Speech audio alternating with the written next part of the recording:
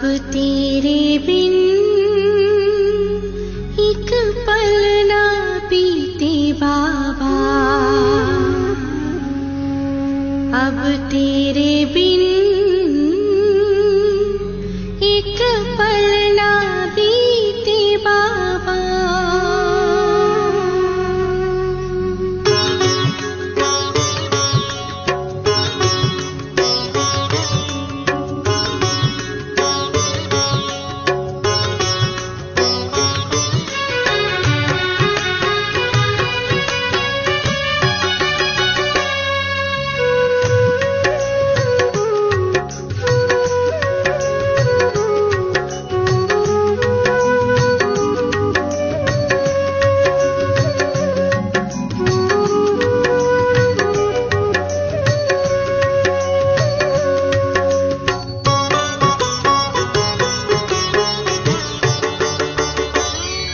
अब तेरे बिन एक पल ना बीते बाबा,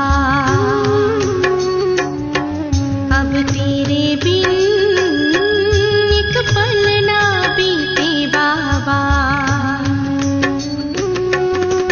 किस्मत ने है तुझसे मिलाया, देखे अब ये तेरा ही साया, सदियों से तुझको ही ढूंढते थे बाबा, बाबा। अब तेरे बिन एक पल ना बीते बाबा, अब तेरे बिन एक पल ना बीते बाबा।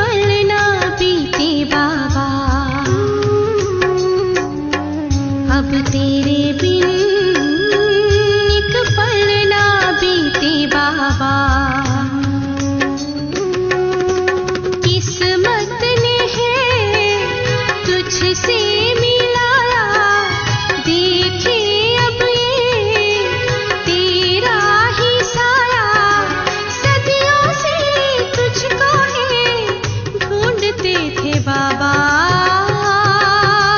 बाबा। अब तेरे बिन एक पल ना बीते बाबा, अब तेरे बिन एक पल ना बीते बाबा, अब तेरे बिन एक पल ना बीते बाबा।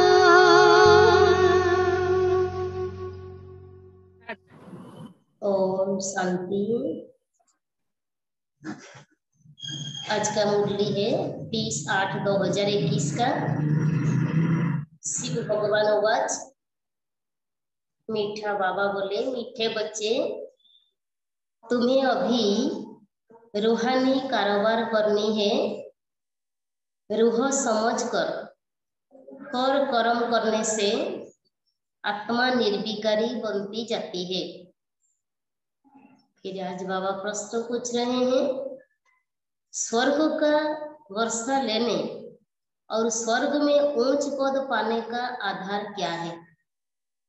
बाबा उत्तर सुनाते हैं, ब्रह्मा कुमार कुमारी बने तो स्वर्ग का वर्षा मिल जाएगा, परंतु ऊंच पद का आधार है पढ़ाई।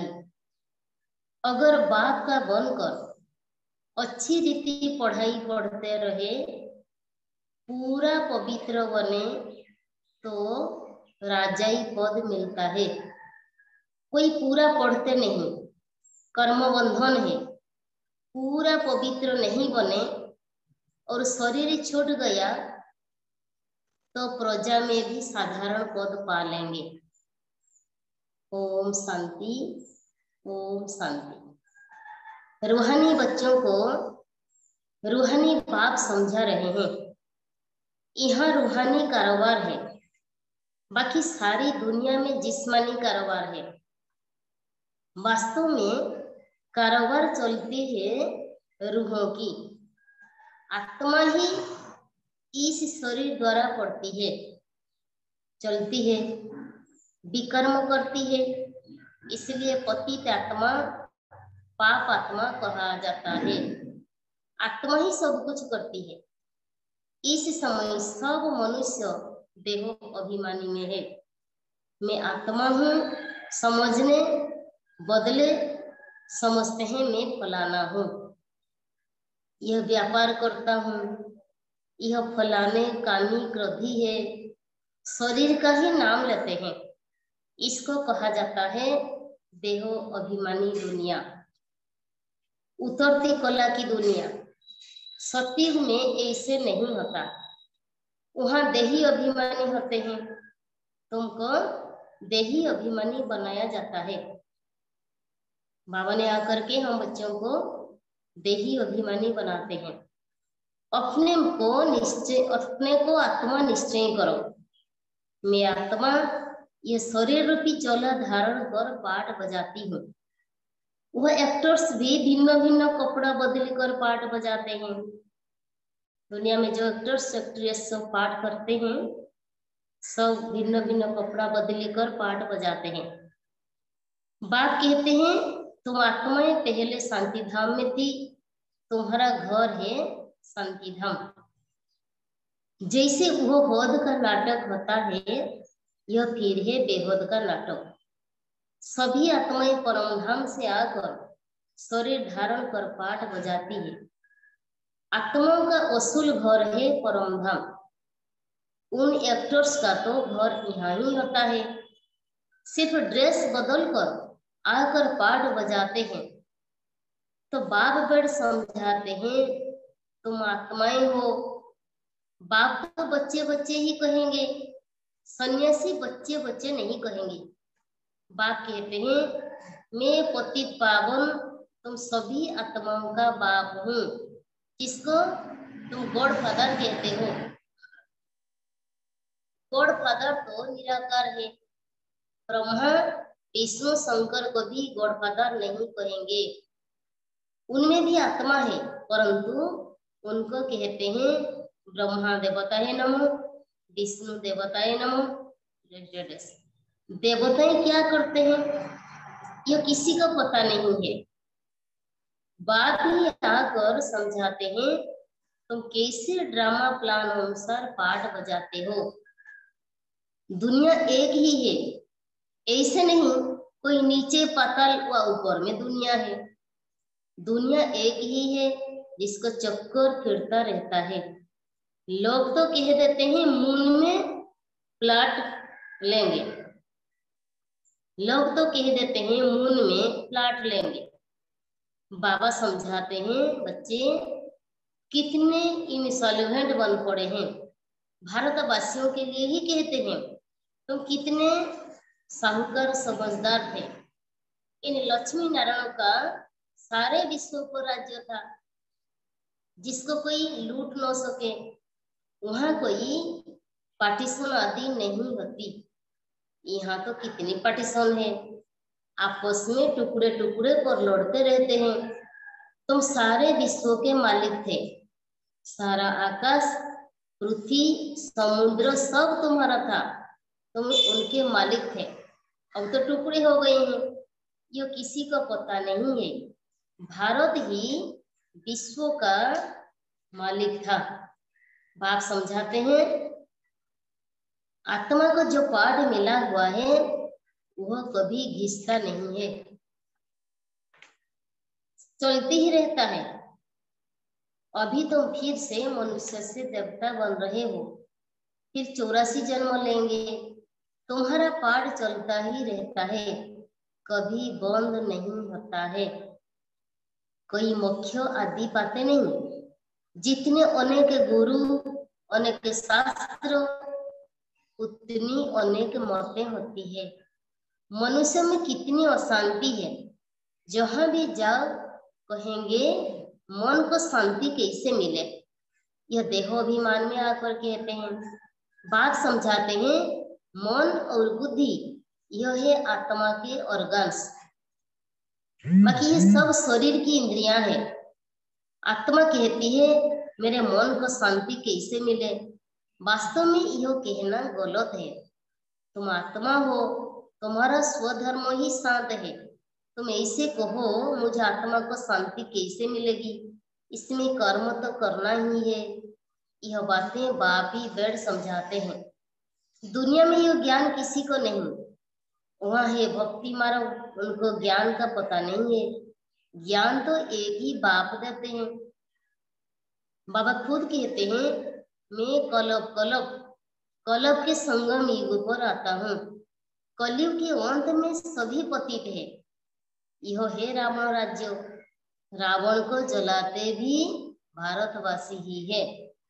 बाप पतित पावन जन्म भी यहाँ है, तो रावण का राज्य भी यहाँ है। रावण जो सबको पतित बनाते हैं इसलिए उनको जलाते हैं। यह बातें किसी की बुद्धि में नहीं है। अब भारत में कृष्ण जयंती मनाते हैं, कृष्ण की लीला भजन आदि करते हैं। अब बाप कहते हैं वास्तव में कृष्ण लीला कुछ है ही नहीं। कृष्ण ने क्या किया? कहते हैं कंसपुरी में जन्म लिया। अब कंस तो कृष्ण लीला कुछ है ही नहीं। कृष्ण ने क्या किया? कहते हैं कंसपुरी में जन्म लिया। अब कंस तो डेविल को कहा जाता है। सत्युग में डेविल कहाँ से आए? तुम जानते हो कृष्ण की आत्मा जो सत्युग में थी वो अपने 84 जन्म भोग इस समय पतित से पावन बन रही है, अपना पद फिर से ले रही है। वैसे ही तुम कृष्णपुरी में रहने वाले थे, 84 जन्म ले अब फिर अपना पद ले रहे हैं। जयंती मनानी है वास्तव में शिव बाबा की। जो शिव बाबा सबको हेल से हेवन में ले जाते हैं, उनकी कोई लीला है नहीं। कहते हैं कि हे पतित पावन बाबा आओ, आकर हमको हेल से हेवन में ले जाओ। आप हमारे बाप हो तो हम स्वर्ग में होने चाहिए, हम इस दुनिया में क्यों है? इसलिए बुलाते हैं, ओ गॉडफादर हमको इस दुख की दुनिया से लिबरेट करो। यह भी ड्रामा में नूंद है। बाप कहते हैं इस ड्रामा को कोई जानते नहीं। शास्त्र में ड्रामा की आयु लंबी लिख दी है, नई दुनिया को पुरानी बनाना ही है, सत्य रज तम में आना ही है। यह है बेहद की बात। अभी तुम फिर से विश्व के मालिक बन रहे हो। भारतवासी जो नई दुनिया में थे वही 84 जन्मों का पाठ बजाएंगे। अभी तुम पवित्र बनते हो, बाकी सब मनुष्य पतित है। तब तो पावन के आगे जाकर नमन करते हैं। पावन को पावन नमन क्या क्यों करेंगे? सन्यासी पावन है, तब तो पतित मनुष्य उनके आगे माथा झुकाते हैं। कन्या पवित्र है तो सब उनके आगे सिर झुकाते हैं। वही कन्या शादी कर ससुर घर जाएगी तो माथा टेकना पड़ता है। अभी बेहद का बाप आए हैं सबको पावन बनाने। वो सब है कलयुग में, तुम हो अभी संगम पर। अब तुमको पति दुनिया में नहीं जाना है। यह है ही कल्याणकारी युग। बाप आकर सबका कल्याण करते हैं। तुम अभी कृष्ण जयंती मनाएंगे, नहीं तो लोग समझेंगे यह तो नास्तिक है। अभी आगे कृष्ण जयंती जन्माष्टमी आ रहा है, इसलिए बाबा सुना रहे हैं। नास्तिक वास्तव में उनको कहा जाता है जो अपने बाप को और रचना के आदि मध्य अंत को नहीं जानते हैं। इस समय सब निधन के और भन बन पड़े हैं। घर घर में झगड़ा है, एक दो को मारने में देरी नहीं करते हैं। इसलिए इसको नास्तिकों की दुनिया कहा जाता है, बाप को न जानने वाले।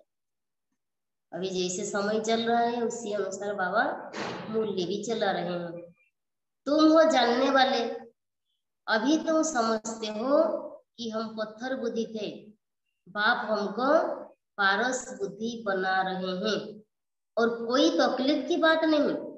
बाबा सिर्फ कहते हैं 1 घंटा पढ़ो, अपने को आत्मा समझो, मुझ बाप को याद करो। शरीर को याद करेंगे तो लौकिक संबंधी की याद आएगी। देही अभिमानी रहेंगे तो मुझ बाप की याद रहेगी। यह तो है ही विश्व दुनिया। विषय सागर में गप्पे खाते रहते हैं, विष्णु को क्षीर सागर में दिखाते हैं। कहते हैं वहां घी की नदियां बहती है, यहाँ तो घासलट भी नहीं मिलता है। फर्क है ना। बाबा स्वर्ग और नर्क की बातों को टाली करके बताते हैं। कहते हैं वहां घी की नदियां बहती है, यहाँ तो घासलट भी नहीं मिलता। फर्क है ना। तो तुम बच्चों को कितनी खुशी होनी चाहिए। बाप ही खिबैया है ना, गाते भी हैं नैया मेरी पार लगाओ। यह सब नैयाएं खिबैया एक बाप ही है। ये शरीर यहाँ ही छोड़ देंगे, बाकी आत्माओं को पार ले जाएंगे शांति धाम। वहां से फिर भेज देंगे सुखधाम। परमपिता परमात्मा को ही खिबैया कहा जाता है। बाप की ही महिमा गाते हैं अनेक प्रकार से। अभी तुम पवित्र वन पवित्र दुनिया के मालिक बनते हो। श्री श्री शिव बाबा आए हैं श्रेष्ठ बनाने। खुद भगवान कहते हैं यह भ्रष्टाचारी दुनिया है। अभी तुम परमपिता परमात्मा की श्रीमत पर चल श्रेष्ठाचारी बनते हो। कितनी यह गुप्त रमणीय की बातें हैं जो तुम बच्चों को ही समझ में आती है, औरों को समझ में आएगी ही नहीं। तुम जानते हो कि अभी देवी देवता धर्मों का कलम लग रहा है। जो भी देवी देवता धर्म वाले और धर्मों में चले गए हैं वही आकर फिर ब्राह्मण बनेंगे। ब्रह्मा कुमार कुमारी बनने बिगर बाप से स्वर्ग का वर्षा ले नहीं सकते। अभी तुम ब्रह्मा कुमार कुमारियां स्वर्ग का वर्षा ले रहे हो। जितना पुरुषार्थ करेंगे कराएंगे उतना उच्च पद पाएंगे। सब तो इतना नहीं कर सकते, पूरा नहीं पढ़ेंगे तो उसका नतीजा क्या होगा? अपने आप को जांच करना चाहिए। हम पूरा नहीं पढ़ेंगे तो हमारा नतीजा क्या होगा? अगर शरीर छूट जाए तो स्वर्ग में आ जाएंगे, परंतु प्रजा में बिल्कुल ही साधारण अगर बाप का बनकर अच्छी रीति पढ़े तो राजाई पद पा सकते हैं। नहीं पढ़ते हैं तो समझेंगे उनकी तकदीर में नहीं है। पवित्र रहेंगे, पढ़ेंगे तो उच्च पद पाएंगे। अपवित्र होने से बाप को याद नहीं कर सकेंगे। ऐसे भी बहुत है। कर्म बंधन का हिसाब जब छूटे, गाड़ी के दोनों पहिया पवित्र होंगे तो ठीक चलेंगे। दोनों पवित्र रहेंगे तो ज्ञान चिता पर बैठ जाएंगे, नहीं तो खिटपिट होती है। कोई बच्चे कहते हैं कि बाबा हम तो जानते हैं श्री कृष्ण सत्यु का पहला प्रिंस है, तो क्यों नहीं कुछ मनाए? अच्छा, हम कृष्ण की आत्मा को बुला भी सकते हैं, आकर खेल पाल करेगी, रास करेगी और क्या करेगी। आज जन्माष्टमी का दिन है, इसलिए बाबा कृष्ण के ऊपर बहुत अच्छी अच्छी बातें कह रहे हैं।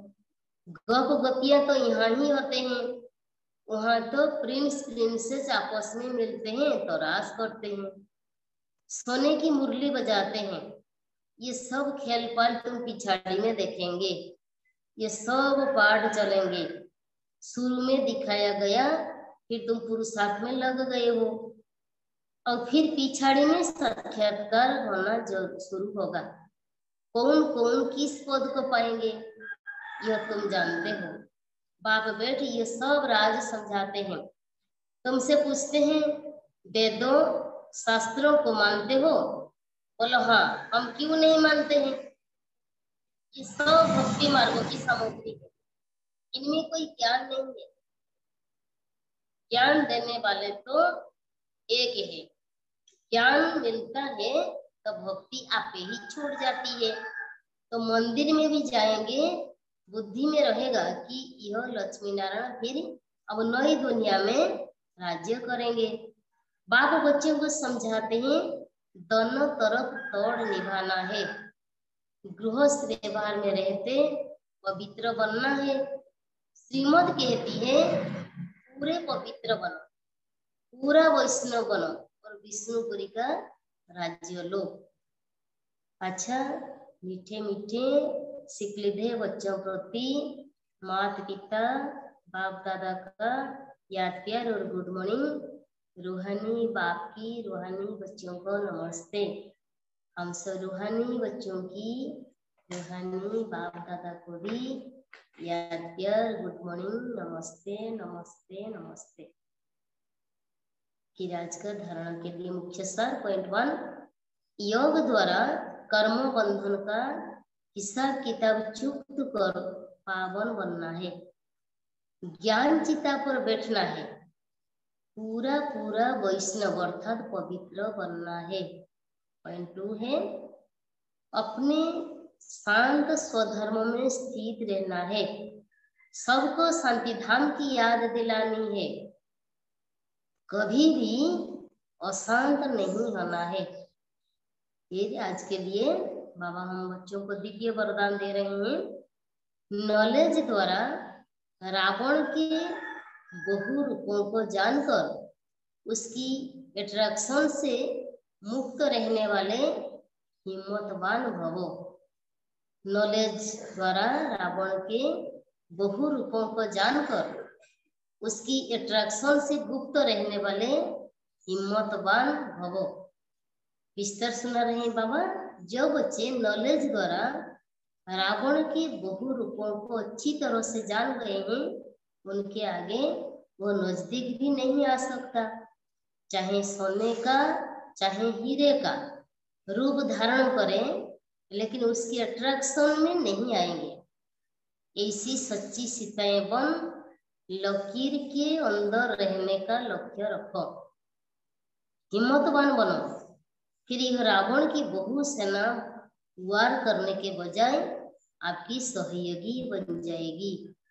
प्रकृति के 5 तत्वों और 5 विकार ट्रांसफर होकर आपकी सेवा के लिए आएंगे।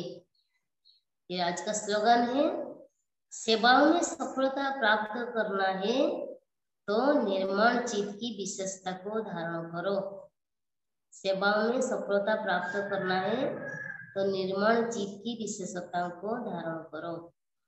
ओम शांति।